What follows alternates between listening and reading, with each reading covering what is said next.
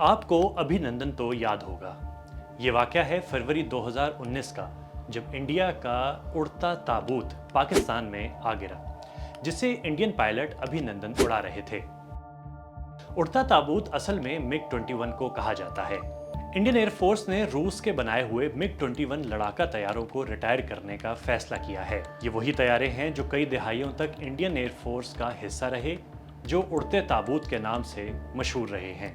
अगर इस तैयारी की तारीख की बात की जाए तो मिग-21 सोवियत यूनियन के दौर में तैयार किया गया, जिसमें एक सिंगल इंजन था। तैयारी 1959 में शुरू हुई, जब इसे पहली बार सोवियत फिजाइया में शामिल किया गया। चूंकि ये एक सुपरसोनिक तैयारा है, इसलिए इसकी हद रफ्तार 2230 किलोमीटर फी घंटा है। इस तैयारे में 4 मिसाइल नस्ब किए जा सकते हैं।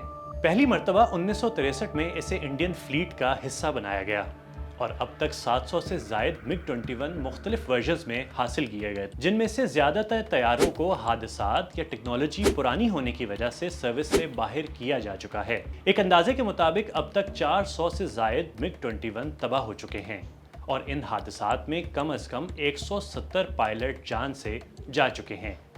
शायद यही वजह है कि इसे फ्लाइंग कॉफिन या उड़ते ताबूत कहा जाता है।